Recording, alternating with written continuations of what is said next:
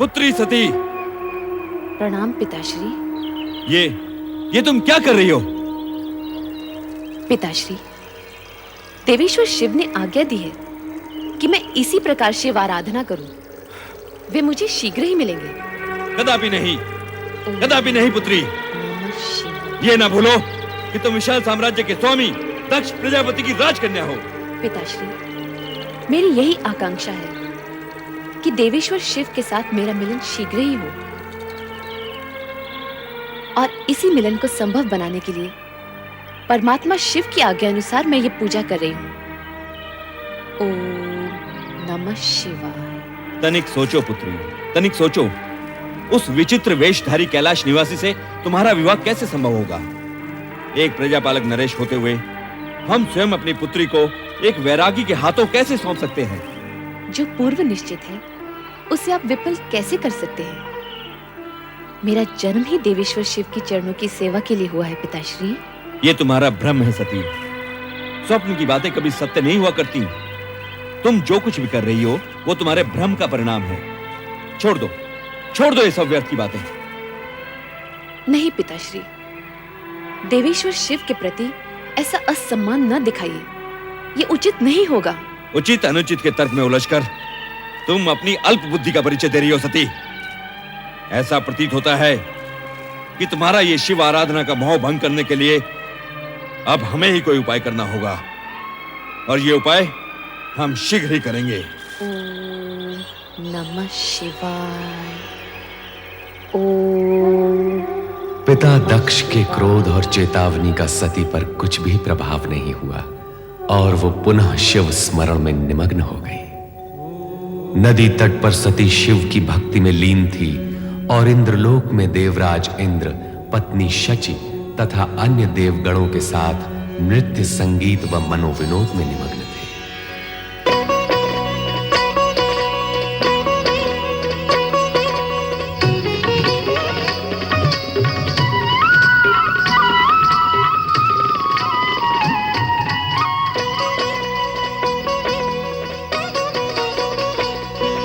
छन छन छन छन पायल छनके, खन खन खन खन कंगना खनके, छन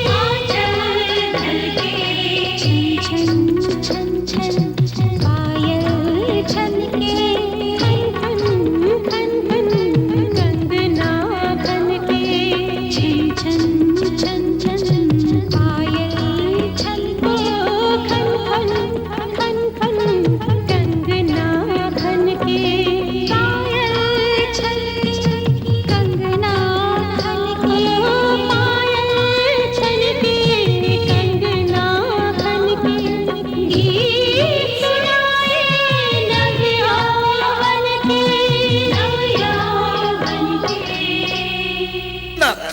देवर्षि नारायण नारायण नारायण नारायण नारायण। देवर्षि नारद। देखो कामदेव, तुम जाओ वहीं ठीक हो, मेरा पीछा न करो। देवर्षि आप यहाँ पधारे और तुरंत ही विमुख होकर चल दिए, ये तो देवलोक का अपमान हुआ।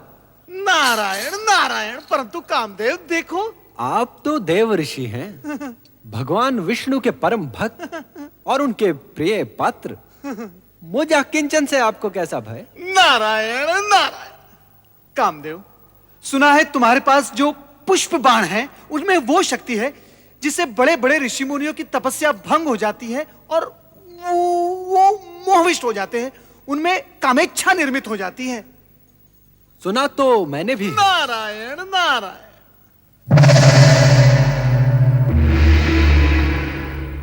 किंतु मैं पुष्प बाण की इस शक्ति को देखना भी चाहता हूँ।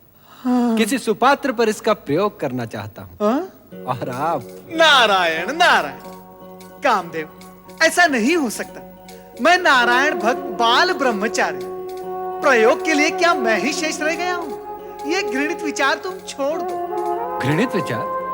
ये आप क्या कह रहे हैं देवऋषि? यदि ये कृत्य घृणित होता तो क्या परमपिता ब्रह्मा मुझे इसकी आज्ञा देते? आप इतने विद्वान हैं, इतने ज्ञानी हैं, फिर भी इतनी सी बात नहीं समझते कि बिना कामेच्छा के जागृत हुए नर नारी एक दूसरे के प्रति आकर्षित कैसे होंगे? और यदि आकर्षित नहीं होंगे तो सृजन कैसे होगा देवर्षि? तुम्हारा तर्क उचित है। तो फिर पहला पुष्प बाण यहाँ स्वर्गलोक में किसी उचित पात्र पर छोड़ना। हो सकता है प्रयोग ही प्रयोग में कोई स्वर्गिक सृजन ही हो जाए। नारायण नारायण। जहां पहले से ही गीत संगीत और उन्माद की भावना व्याप्त है, वहां ये पुष्प बाण भला क्या प्रभाव डालेंगे? इनकी शक्ति का प्रमाण देखना है तो इनका प्रयोग किसी इंद्रिय जय, जीवन से विरक्त और साधु मना व्यक्ति पर किया जाए। आप तो स्वयं इसी कोटि में आते हैं ना मुनिवर। और देखो कामदेव, इससे पहले कि मैं तुम्हें श्राप दूं, मेरी दृष्टि से दूर हो जाओ। नारायण नारायण। आपने मेरी पूरी बात तो सुनी ही नहीं। मैं तो ये कह रहा था कि आप मुझे किसी ऐसे पात्र का नाम बता दीजिए जो मानव दुर्बलताओं पर विजय पाकर भगवान में लिप्त हो। देवर्षि, हर ऐसे स्थान में तो आपका आना जाना लगा ही रहता है जहां प्रभु का नाम लिया जा रहा हो। कृपा करके कुछ बताइए ना। देवी संध्या। देवी संध्या? ये कौन है देवर्षि? एक ब्रह्मचारिणी जो दिन रात ऋषि मुनियों के सत्संग में रहकर मानवीय दुर्बलताओं पर विजय प्राप्त कर चुकी है। कामदेव, मुझे पूर्ण विश्वास है कि उस पर आपके ये पुष्प बाण व्यर्थ जाएंगे। यही तो देखना है देवर्षि। और हां, सुपात्र की खोज में सहायता देने के लिए धन्यवाद। नारायण नारायण। ब्रह्मचारिणी संध्या। ओम आदित्याय नमः स्वाहा। ओम आदित्याय नमः स्वाहा। ओम आदित्याय नमः स्वाहा। ओम वैश्वनराय नमः स्वाहा। ओम वैश्वनराय नमः स्वाहा।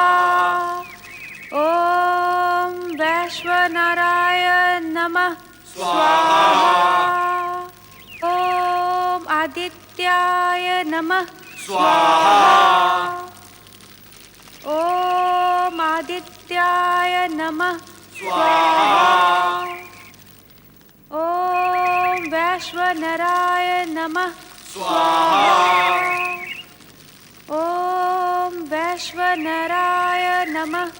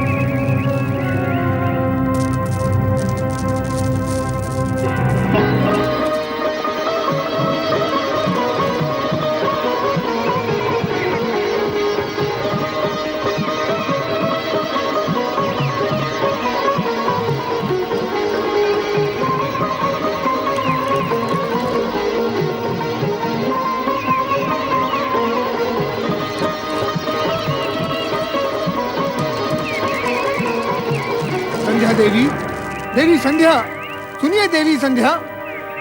हे ब्रह्मदेव, ये क्या अनर्थ हो रहा है? ओम नमः शिवाय। कामदेव, संध्या,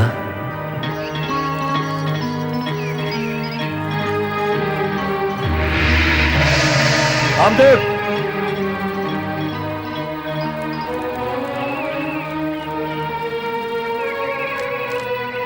कामदेव, संध्या। हाँ?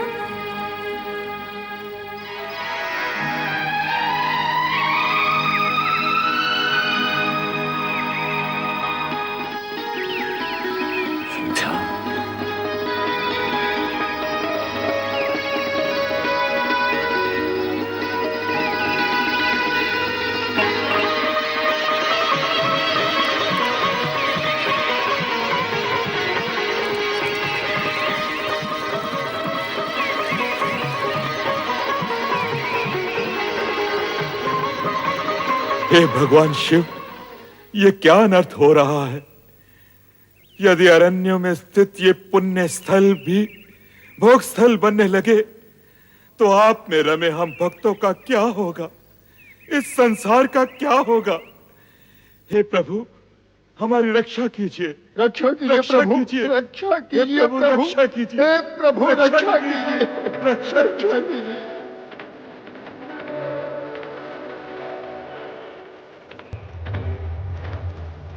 ब्रह्मदेव, संध्या,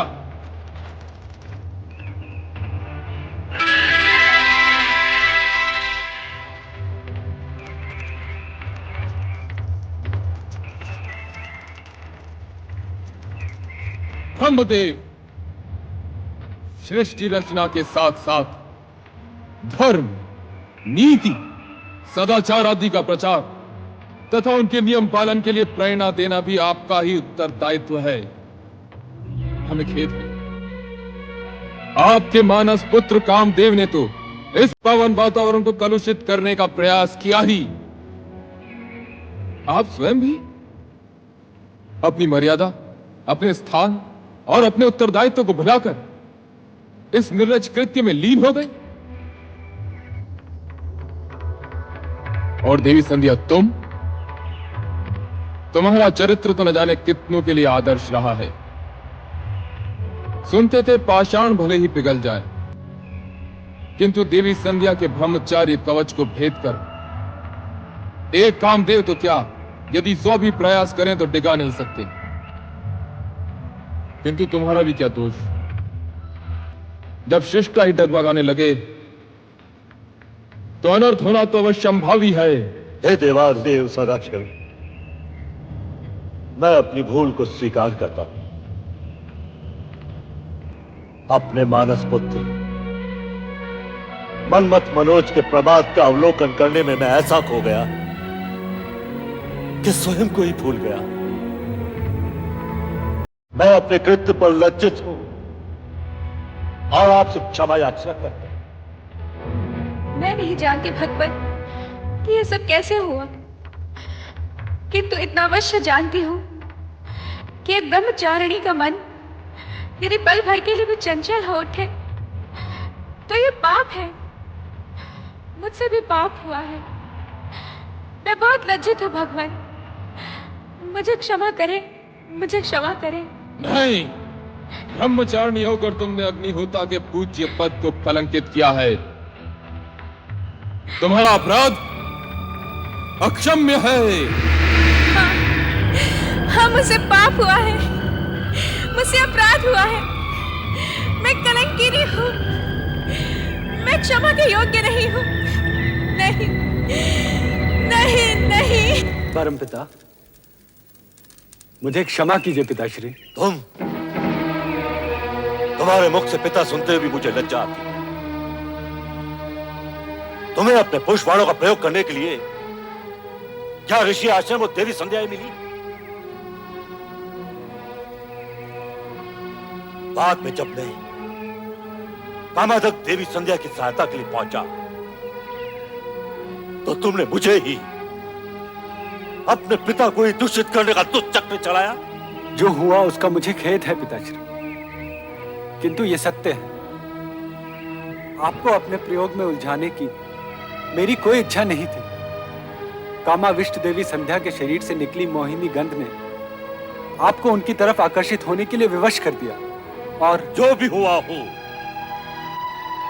किंतु आज तुम्हारे ही कारण लोक और शिव की दृष्टि में स्वयं लोक सृष्टा ब्रह्मा को लज्जित होना पड़ा। सदाशिव से क्षमा याचना करनी पड़ी। अब तुम्हें अपने किए का दंड मिलकर ही रहेगा। नहीं नहीं पिताश्री, मुझे क्षमा कीजिए, मुझे क्षमा कीजिए पिताश्री। मैं तुम्हें श्राप देता हूं कि वो भगवान शिव जिनके आराधना स्थल को तुमने अपने कुकृत्य से कलंकित किया है, एक दिन तुम्हें भस्म कर देंगे, भस्म कर देंगे, भस्म कर देंगे, भस्म कर देंगे। नहीं पिताश्री, मेरी रक्षा कीजिए पिताश्री, अपनी संतान की रक्षा कीजिए। नहीं पुत्र नहीं, श्राप तो धनुष से निकले हुए उस बाण की तरह है जिसे लौटाया नहीं जा सकता। एक बात और है, इसी श्राप में तुम्हारा और जगत का कल्याण भी निहित है। अतः इसे श्राप के साथ साथ आशीर्वाद भी समझो।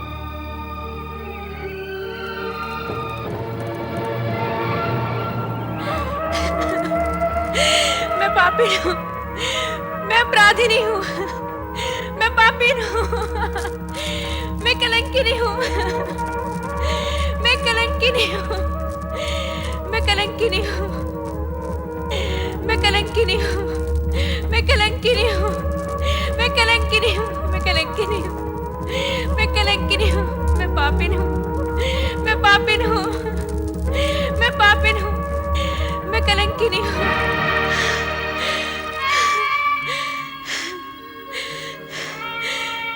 इतने बड़े पाप, इतने बड़े कलंक का बोझ लिए अब मैं ये जीवन कैसे व्यतीत करूंगी? जिस शिव की एक झलक पाने के लिए बरसों से इस जीवन को पुण्य कर्मों में लगाए रखा था, वही शिव आज सामने भी आए तो मात्र ये कहने के लिए कि मेरा पाप अक्षम्य है।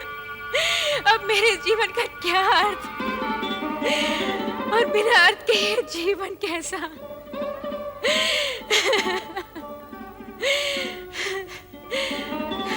तो आज मैं इस जीवन का अंत ही किए देती हूँ। ठहरो देवी संध्या, इस तरह स्वयं को समाप्त करने का तुम्हें कोई अधिकार नहीं। तुम ब्रह्मदेव की मानस पुत्री हो। तुम अपनी भूल का प्रायश्चित भी वैसे ही करोगी जैसे ब्रह्मा जी चाहेंगे। ओम नमः शिवाय, ओम नमः शिवाय, ओम नमः शिवाय, ओम नमः शिवाय, ओम नमः शिवाय, ओम नमः शिवाय। ब्रह्मा जी, ऋषि श्रेष्ठ वशिष्ठ। प्रणाम देव। सृजनकर्ता ब्रह्मा जी, मेरे आश्रम में पदार्पण करके आपने मुझे कृतार्थ किया। आसन ग्रहण करके जलपान करे देव। हम तुम्हारे पास चिंता युक्त आए हैं। हमारे ही मानस पुत्र कामदेव से आज एक बहुत बड़ा अपराध हुआ है। उसने महर्षिणी संध्या को अपने पुष्पबाण से कामाविष्टित कर दिया, जिससे आश्रम का वातावरण दूषित होने लगा। तब देवादिदेव श्री शिव शंकर ने एक ऋषि के आह्वान पर देवी संध्या को बहुत प्रताड़ित किया।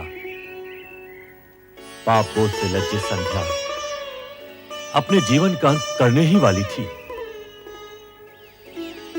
किंतु उसे यह कहकर रोक दिया गया कि देह त्यागने से उसके पापों का प्रायश्चित नहीं होगा। आपकी बातों से ऐसा लगता है सृजनहार कि देवी संध्या ने ये भूल जानबूझकर नहीं की। हे ब्रह्मा जी, आपसे प्रार्थना है कि आप देवी का मार्गदर्शन करें और उन्हें प्रायश्चित करने का उपाय बताएं। मात्र एक उपाय है, वो है देवादिदेव श्री शिव शंकर के क्रोध को अपनी तपस्या से शांत करना। तुम्हारे पास हम इस कारण से आए हैं कि तुम देवी संध्या के पास जाओ, शिव महिमा और शिव तपस्या की विधि से उन्हें अवगत कराओ। जो आज्ञा परमदेव।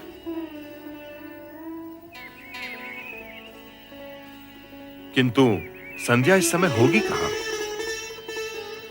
संध्या अपने आश्रम के पास वाले वन में एक पर्वत पर बैठकर अश्रु बहा रही होगी।